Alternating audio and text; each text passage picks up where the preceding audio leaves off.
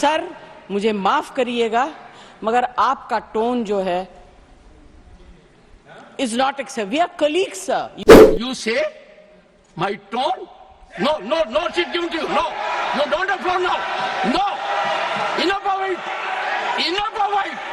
No, enough of it. You can't have it. Jaya Bachchan पर जमकर बरसे सभापति धनखड़, कहा बस बहुत हुआ, आप होंगी सेलिब्रिटी लेकिन गरिमा का ध्यान रखें। जी आपको बता दें कि संसद के मानसून सत्र के दौरान एक बार फिर सभापति जगदीप धनखड़ और विपक्षी नेताओं के बीच तनातनी देखी गई। आज उच्च सदन की सदस्य जया बच्चन और सभापति जगदीप धनखड़ आमने सामने आ गए। जया बच्चन ने कहा कि मैं जया अमिताभ बच्चन ये बोलना चाहती हूँ कि मैं कलाकार हूँ, बॉडी लैंग्वेज समझती हूँ और चेहरे की अभिव्यक्ति समझती हूँ।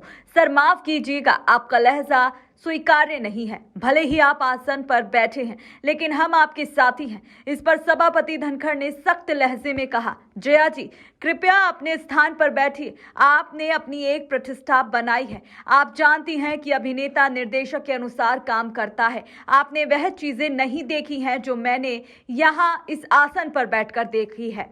आप मेरे लहजे के बारे में बात कर रही हैं।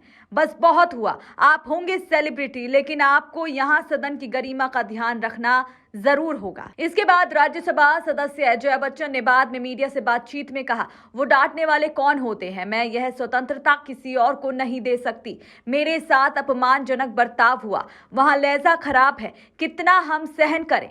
सत्ता पक्ष के लोग कुछ भी बोलते हैं, उस पर हम कुछ कहें तो कहा जाता है कि चैम्बर में आकर बात करें। हम चैम्बर में क्यों जाएं? वहां फ्लोर पर ही बात होनी चाहिए। जया बच्चन ने कहा, वो बुद्धिहीन जैसे शब्दों का इस्तेमाल कर रहे हैं। वो कहते हैं कि आप होंगी सेलिब्रिटी, हम परवाह नहीं करते। मत कीजिए परवाह, मैं सेलिब्रिटी नहीं, राज्यसभा सदस्य की हैसियत से यहाँ हूँ। अब आगे हमारे विपक्ष के नेता जो कहेंगे हम वही करेंगे। साथ ही आपको बता दें कि जया बच्चन ने कहा कि मैंने अध्यक्ष द्वारा इस्तेमाल किए गए लहजे पर आपत्ति जताई। हम स्कूली बच्चे नहीं हैं, हमसे कुछ तो बहुत ही वरिष्ठ है। मैं उनके लहजे से परेशान थी और खासकर जब विपक्ष के नेता बोलने के लिए खड़े हुए तो उन्होंने माइक बंद कर दिया। आप ऐसा कैसे कर सकते हैं? आपको विपक्ष के नेता को बोलने की अनुमति देनी होगी। मेरा मतलब है कि हर बार असंसदीय शब्दों का इस्तेमाल करना जो मैं आप सभी के सामने नहीं करना चाहती। मैं कह रही हूं कि मैं संसद के सदस्य हूं, यह मेरा 5वां कार्यकाल है। मैं जानती हूं कि मैं क्या कर रही हूं। इन दिनों संसद में जिस तरह से बातें की जा रही हैं वैसा पहले कभी किसी ने नहीं बोला। मैं माफी चाहती हूं।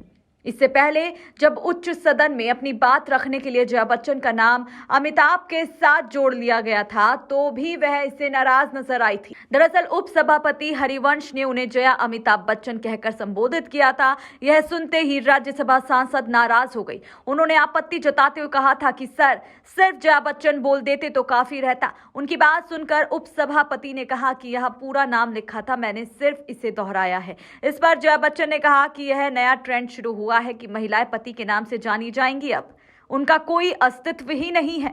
इसी के साथ सभापति ने फोगाट मामले पर चर्चा की मांग को भी खारिज किया।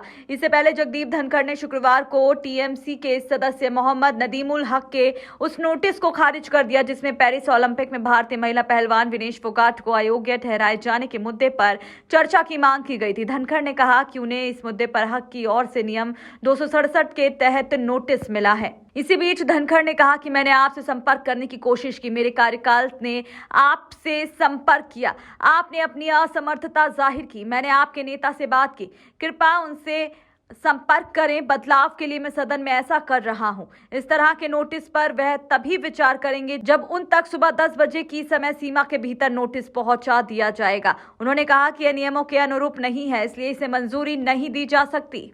तो इस वीडियो पर आपकी क्या प्रतिक्रिया है? आप क्या कहना चाहेंगे? क्या जया बच्चन का इस तरीके का बिहेवियर या बर्ताव आपको सही लगता है? सदन में जिस तरीके से वो बोलती हैं, सभापति को लेकर जिस तरीके से वो विचार रखती हैं, उपराष्ट्रपति को लेकर भी उन्होंने जो है आमना सामना किया था, तो आपकी इस पर क्या राय है? कमेंट बॉक्स में जरूर दें।